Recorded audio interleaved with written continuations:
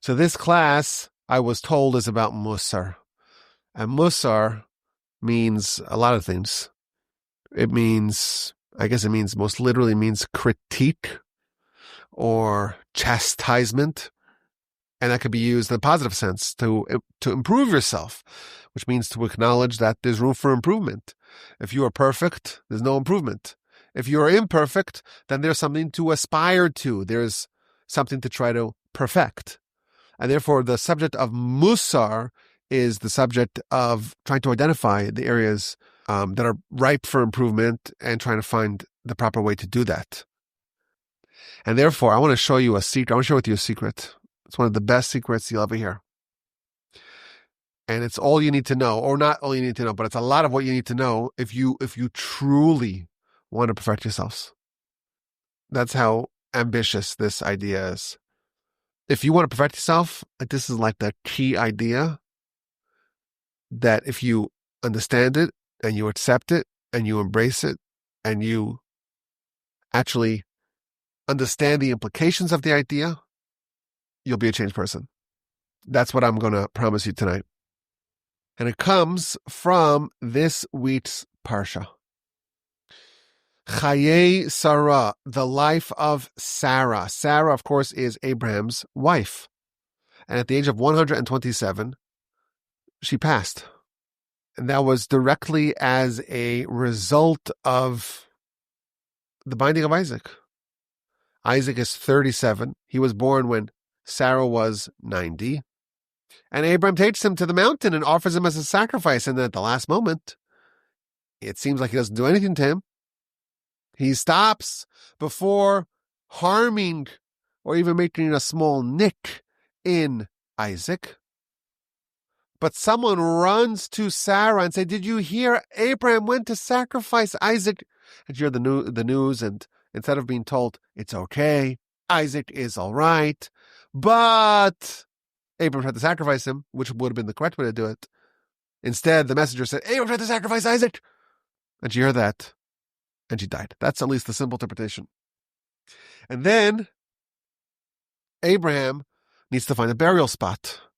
And of course, the best spot is owned by someone else. Ephron owns the cave of Machpelah, the cave of the patriarchs, Ma'aras HaMachpelah. And that's the place that Abram wants to bury Sarah in. Why does he specifically target that spot? Well, that's the best spot, because that's where Adam was buried, and that's where Eve was buried, and that is the portal to paradise.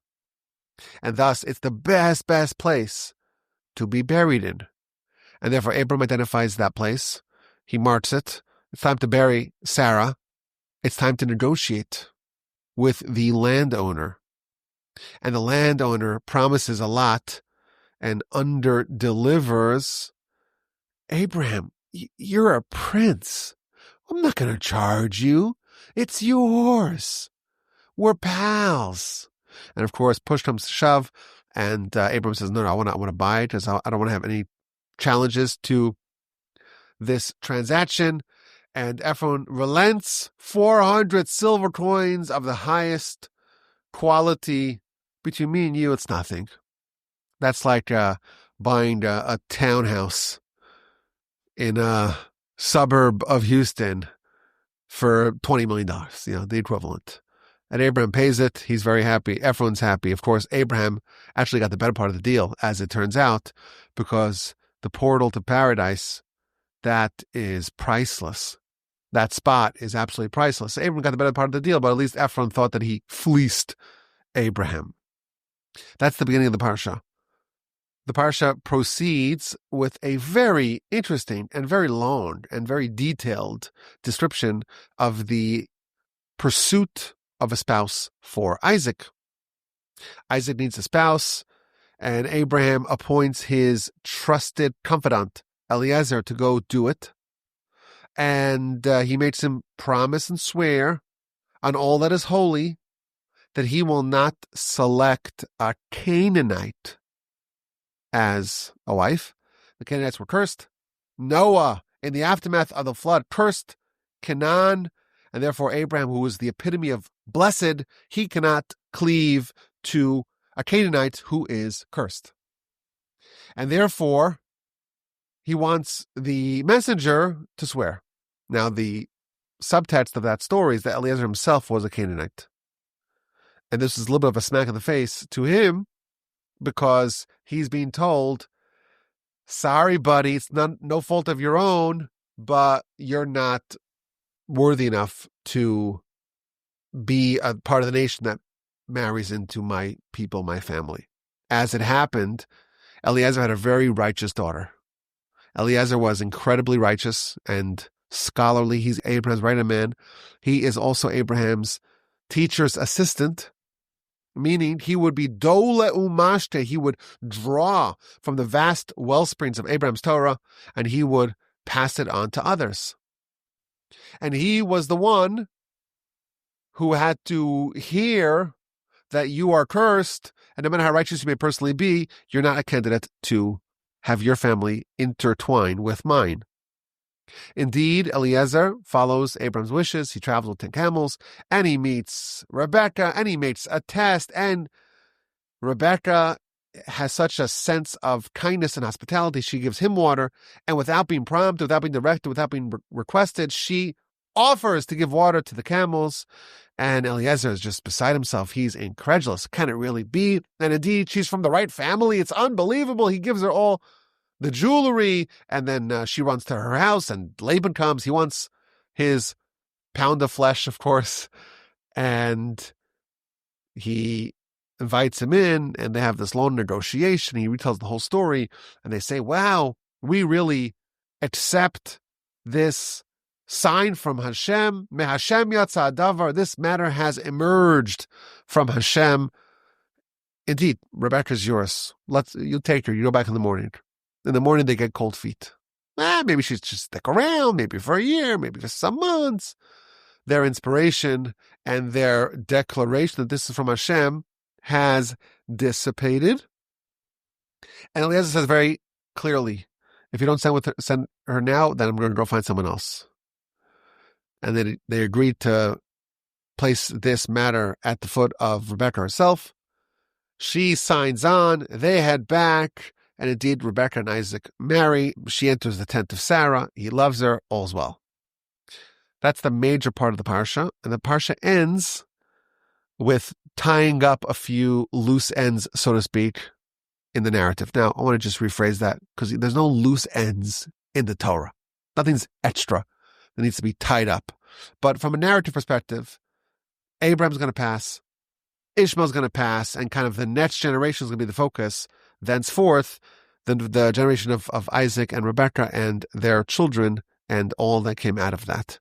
So it tells that Abraham remarried. He married a woman named Keturah. And they had 6 sons, which is my favorite Torah trivia question. How many sons did Abraham have? So some people will say, well, he had 1, Isaac. And some will say, well, no, he had 2, Isaac and Ishmael. And some will say, I know he had 2, but the Torah says that Isaac alone will be counted as his progeny. He really only had 1. And then others will say, I think he kind of had more sons, maybe later on. It's just a few verses. We don't really know much about them. We know that he had those sons, sent them away with gifts. So I guess the answer 1 would be admissible because the Torah itself says that he gave everything to Isaac. Isaac was his true heir. So that might be a legitimate answer. But if you want to count the biological sons of Abraham, the correct answer is 8. 1 with Hagar, 1 with Sarah, and 6 with this very interesting woman named Keturah. And the story of Keturah is going to reveal to us something very important, very foundational, very transformative. Chapter 25 of the book of Genesis, verse 1. Vayosef Avraham, and Abraham increased. It means he did more. He once again did something. Vayikach Isha, and he took a woman. He married. Abraham was married once, Sarai. She became Sarah. And at the age of 90 and 100 respectively, they had a son. At 127 and 137, Sarah passed. So Abraham is single again. He's single again, and once again he marries. And Midrash tells us, this shows us that we don't start to coast in life as we get older. We don't say, you know what, I had a nice life, I did a lot of successful things, I was productive, and now it's kind of my golden years. There's no golden years. The golden years, every second is golden.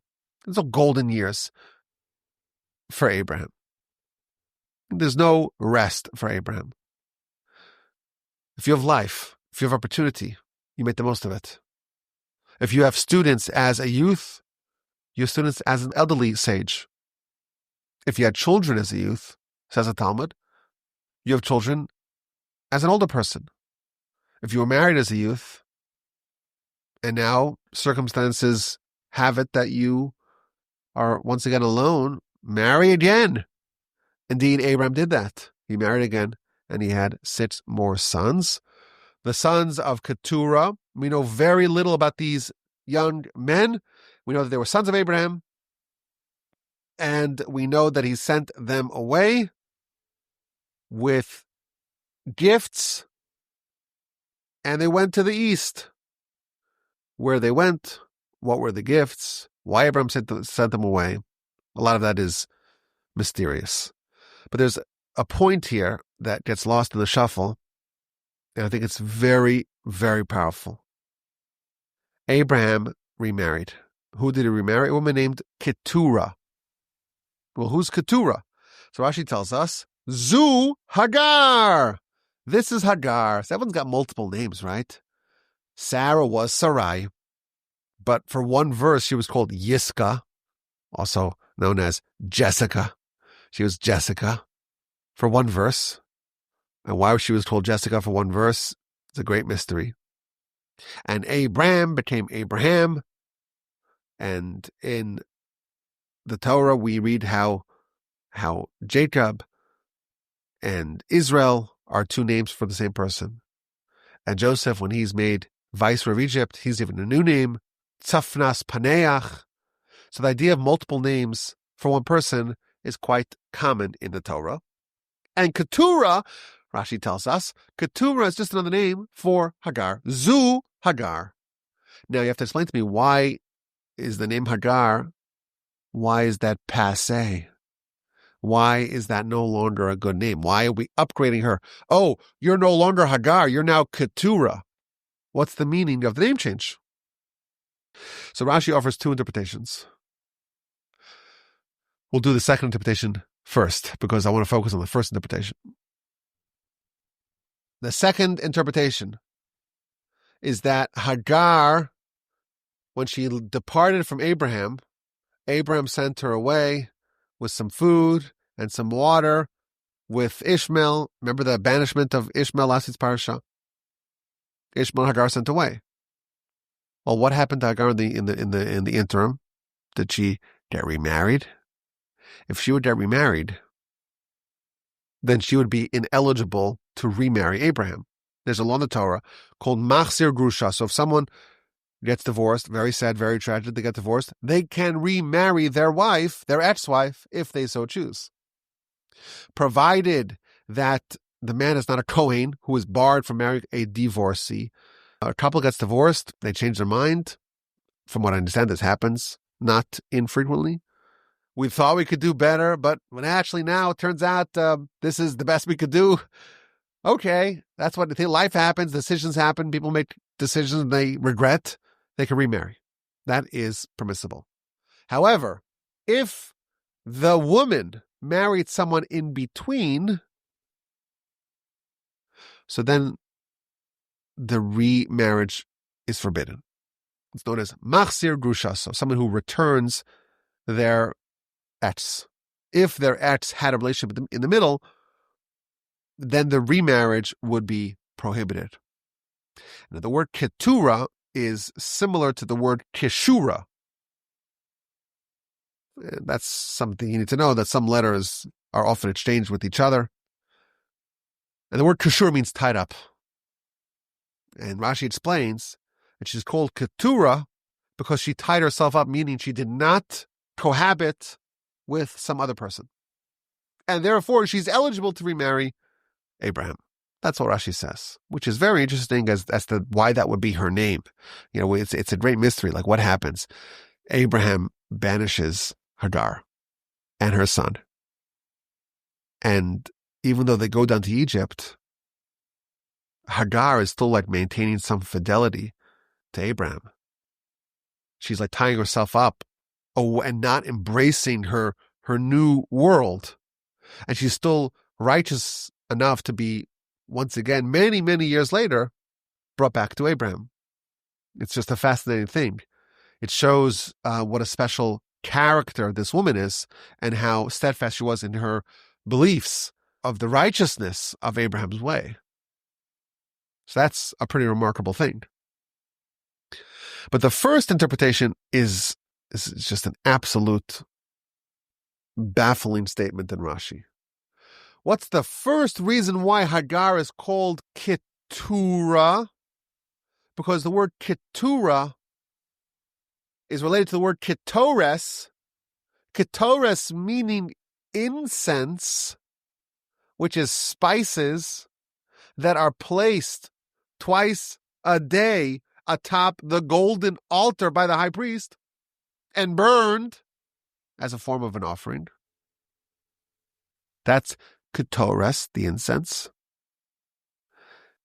And Hagar, her deeds were as pleasant, as beloved, as desirable as Ketores.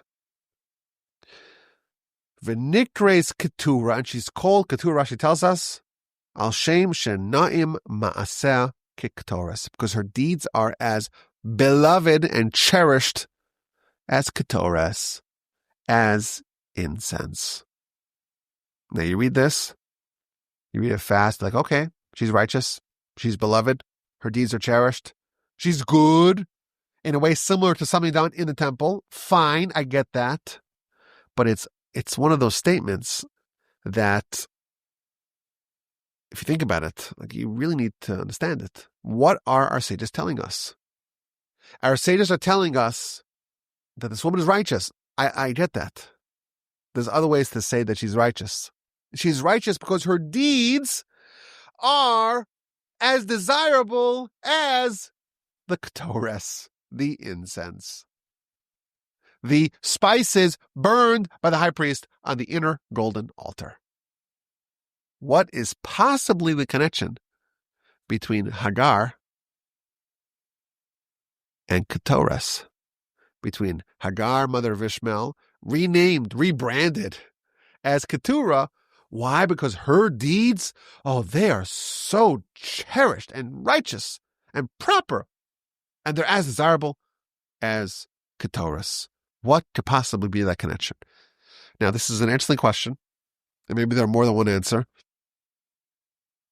to this mystery, but the answer I'm going to share with you, I think it's just so powerful. It's powerful because it's really beautiful in what it reveals about this very interesting comment in Rashi, but it's extra powerful because of what it reveals about our own pursuit of self-development and perfection. There's a woman named Hagar, also named Keturah. Why? Because her deeds are as beloved as Ketores. There's something about Hagar that's Ketores-like. What is that? So here's the idea. There is an offering brought twice a day in the temple called Ketores. Well, what's Ketores? It's incense. Well, what's incense? Well, there's a bunch of ingredients. And they are mixed together and ground and finely mingled into each other. And there's a specific amount of each one of these ingredients. And once a year, as far as I understand, they would actually do the mixture. They would mix all these different ingredients together. And then have to have the right amount of material for twice a day and a few extra times on Yom Kippur. So there's actually a Mishnah that lists all the 11 ingredients and how much of each ingredient. And then they would be mixed together by a special spice mixer until they're very, very, very powdery. And then the high priest would take the daily amount and bring it to the altar and burn it, the incense. And the incense would create this aroma. The whole sanctuary would be filled with smoke, and it would smell so beautifully. And the Talmud tells us that any bride in Jerusalem, they wouldn't need to put on any perfume. Why not? Because anyone who was in Jerusalem smelled so beautifully because of the Keturah. It just billowed out of the temple and it just blanketed the whole area with this wonderful aroma. So why would you need to supplement with some Aqua di Gio? I think that's a man's cologne. With some Parham, Versace. I don't know. I don't really wear cologne or perfume for that matter. But why do you need to supplement? You have the Keturah. The Keturah just makes everyone smell so beautiful. No need to, even a bride doesn't need to put on any supplementary perfume. And it wasn't only Jerusalem that was influenced by the Keturah. As far away as Jericho, the Midrash tells us, the goats of Jericho would be sneezing due to the aroma of the Keturah. Now, what that means is a great mystery. But anyhow, it's a beautiful service, a beautiful offering. But what the commentaries observe is that if you look at each one of these 11 ingredients independently, each one of them was very good, but none of the 11 ingredients on their own was as good smelling as the collection of all 11. The Keturah, it benefited from being mixed with all these different flavors and aromas that the sum was much greater than any one of the parts. Moreover, one of the 11 ingredients was the chelbana. And the chelbana, our sages tell us, it had the worst smell in the world. It was rancid and effluvious, and the stench was awful. It was the worst smelling smell of them all. But somehow, if you did 10 of these 11 ingredients and you omitted the chelbana on its own smelled terrible, but actually when it was mixed with the exact right proportions with the other 10, it improved the net result of the concoction. So something which is very bad on its own, somehow when it's mixed together with all the other ingredients at these precise proportions, the net result is that not only does this thing not detract from the smell, it actually enhances it. And that's why sages tell us that Jewish people we're better when we're together. But there's some wicked people amongst us. So maybe we should omit them. No, we don't omit them. Because actually, even though they're on their own wicked, but when they're together with us, they actually improve us. And therefore, when we gather together as a nation, we don't omit, we don't exclude the wicked. We need them to be part of us because actually they enhance the collected flavor of our people. The best way to describe Hagar is that she was like Keturah. She's like the incense. How so? If you're mixing spices, so you start with one spice, right? Then you add another one, and a third, and a fourth, and a fifth, and finally you have all 11, and you mix it together. What do you use? I don't know, maybe use your hands, or maybe use some sort of tools to mix it. But that's how it is. You assemble the ingredients, put them all in your cauldron, mix them up, and create this concoction. What if the first ingredient is the one that smells terrible? The starting point is smelling awful. The talented spice mixer knows that this is not the end result. We add this and we add that. The 70 units of this and 60 units of this and 9 units of this. We add all these other ingredients, and the net result will be something delightful and aromatic. There is a boy who was born that the angel told his mom before he was born, V'hu yeh para adam, he will be a wild man. Now, it's important to note, in Hebrew, we have it the opposite. The opposite. It's confusing to Americans. Because in Americans, you can live your whole life with knowing only one language. So you understand that there's different things about our language that we just take for granted. In English, when you have a noun and an adjective, you put the adjective before the noun. So you describe. What are we talking about? We don't even know. This adjective, that adjective, that adjective, we don't know what it's referring to until we have the noun at the end of a long string of adjectives. In Hebrew, it's the opposite. You first have the noun, and then you have the description, the adjectives. The words para adam mean wild. Para means wild. Adam means man. So if we were reading, we would say wild man. Okay, what kind of man is he? He's a wild man. In Hebrew, it's the opposite.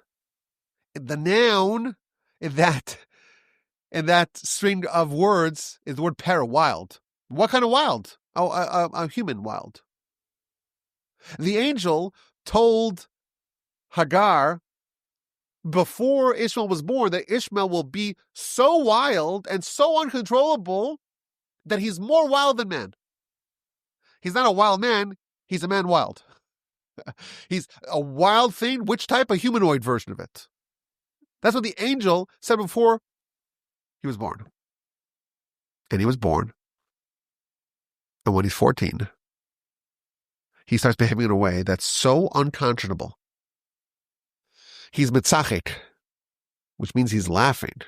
But that's not why he was kicked out. He wasn't laughing at a bad joke.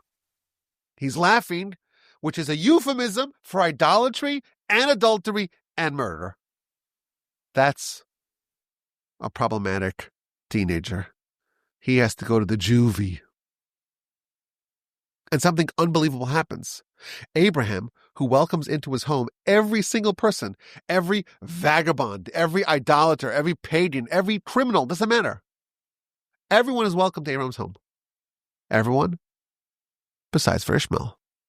Ishmael's just, he's too uncontrollable.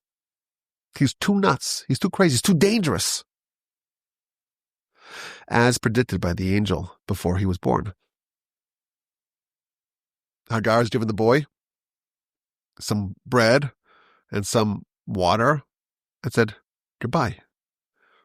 You're banished. And they travel, and the boy is sickly. And she puts him down an arrow shot away.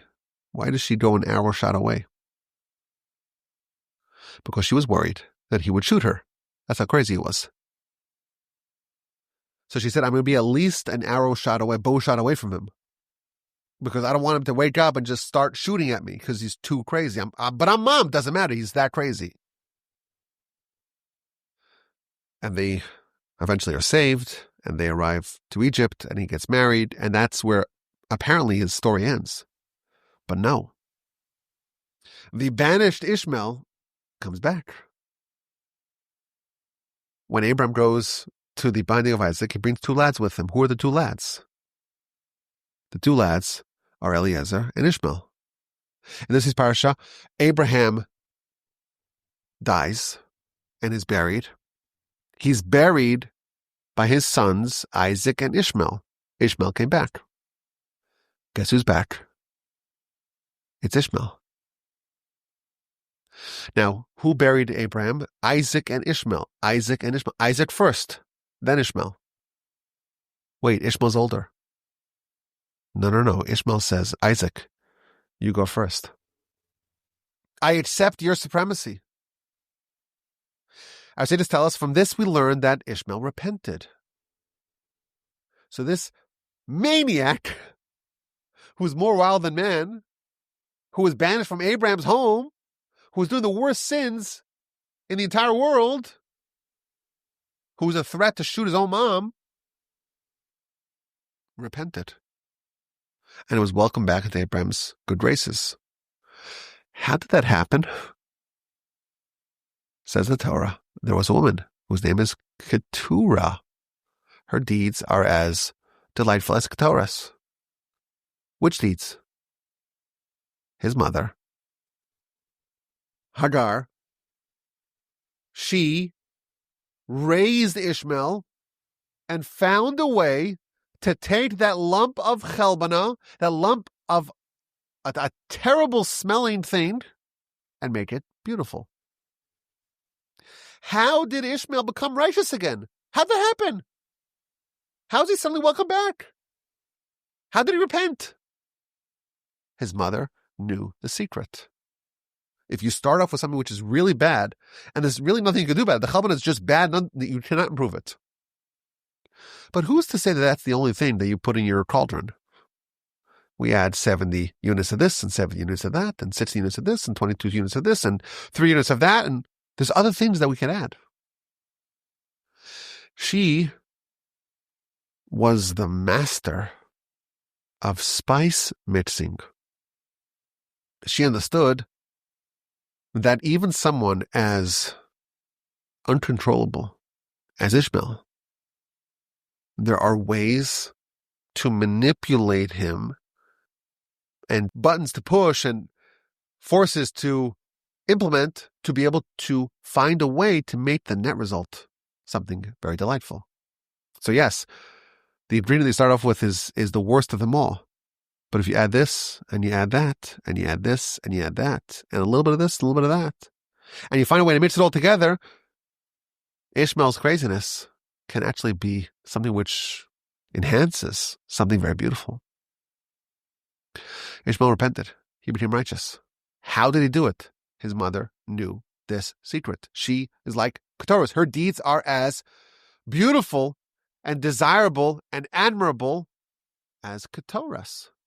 Yes, she started off with this absolutely wretched, stench-filled thing, lump of chelbana.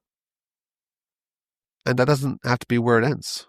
Because even if you start with the worst thing in the world, you can add and add and add and find a way that actually not only doesn't detract, it contributes to something very beautiful. Ishmael became beautiful. How did he become beautiful? Because his mother's deeds were like Keturah's. She was the Keturah's mitzvah. That's where I ended up repenting. That's the idea, which is very beautiful, to explain what our sages are telling us here. But the concept could be life-changing for us. There are things that you start off life with. Every person, we're told, has at least one character flaw that is completely flawed. There's one part of our behavior, we start off life naturally being so flawed in that we're just like perfectly flawed in. The Gaon of Vilna writes that there are character traits that some of them are easily fixable. We could acquire good traits, we could fix bad traits. It's easy, it's not so hard. A little bit of work, a little bit of practice, a little bit of habit building, we can actually very easily accomplish that. And then there are some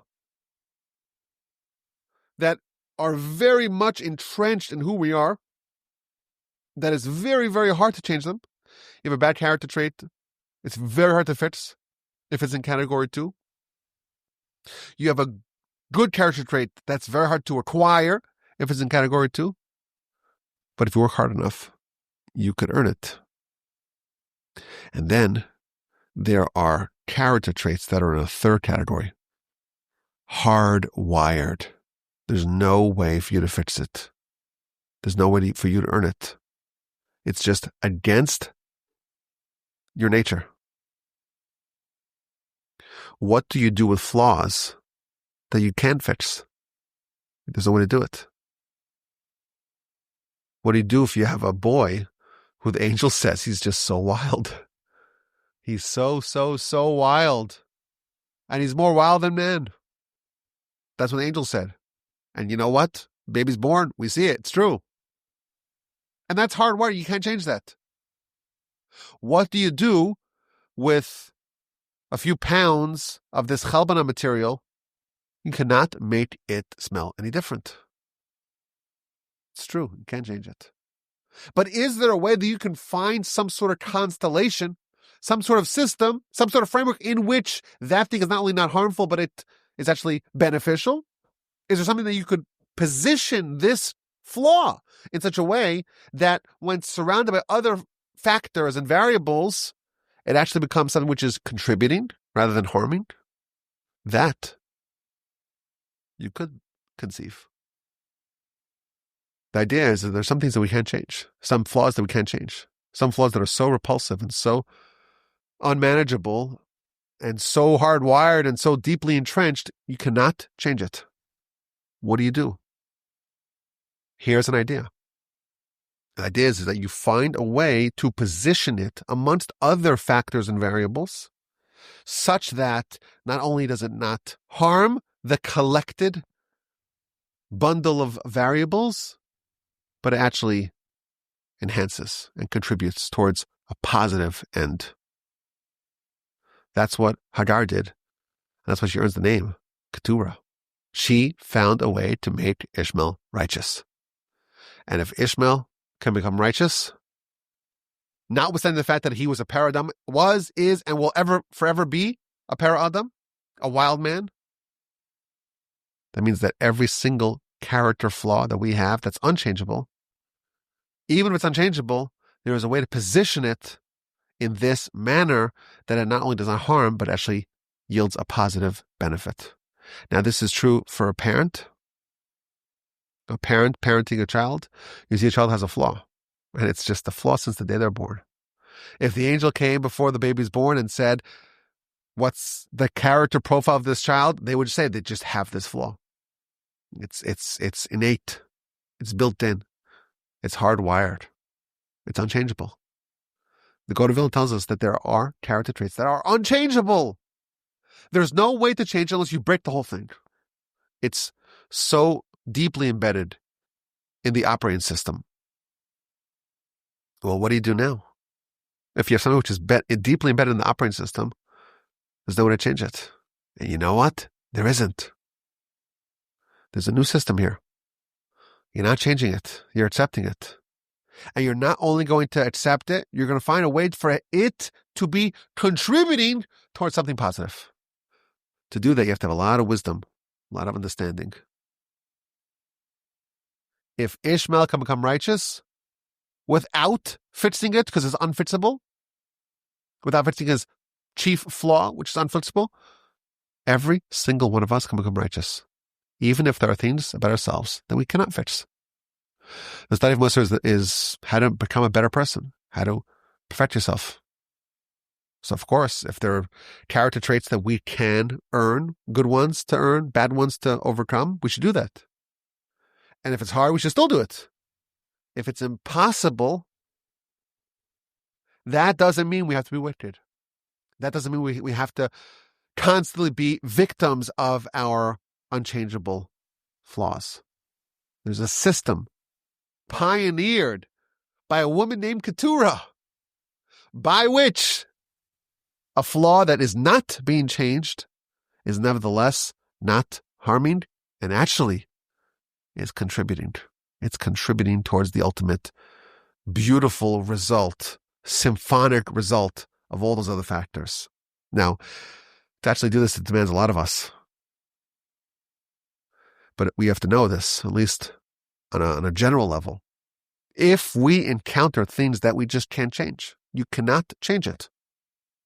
It's like the angel said, this is who you are. Even those things, there is a path. There is a path by which we may have to add 10 other ingredients, 10 other factors.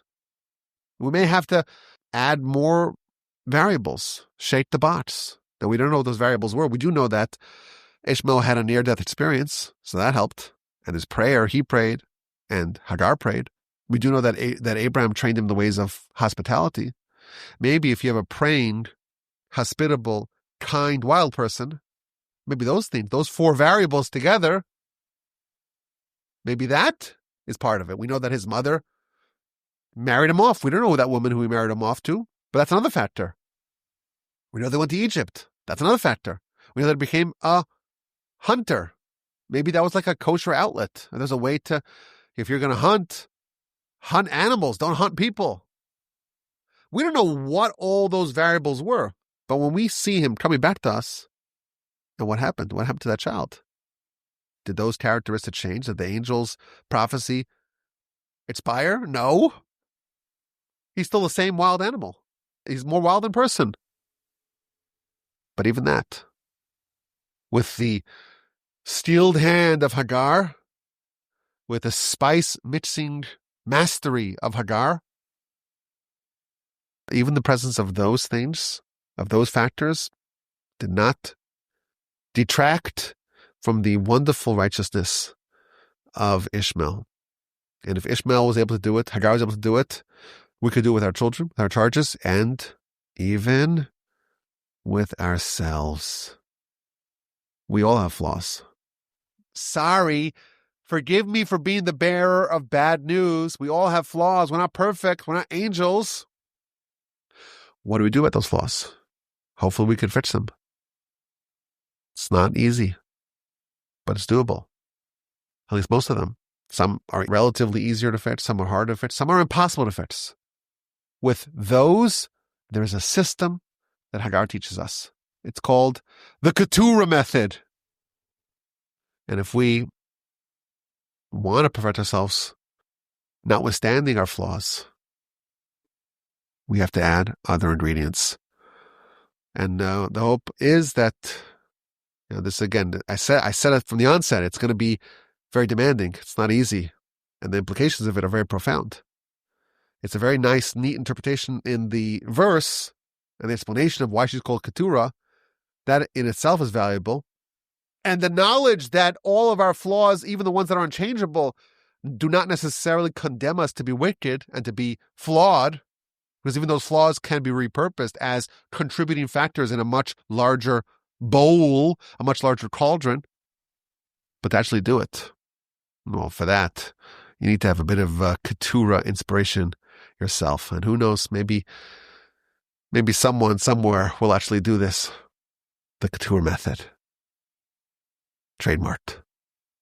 But still, the secret's out. I appreciate you listening to this presentation. If you want to send me an email, my email address is rabbiwolbe@gmail.com. I always look forward and cherish your communications and your questions and your comments and your feedback.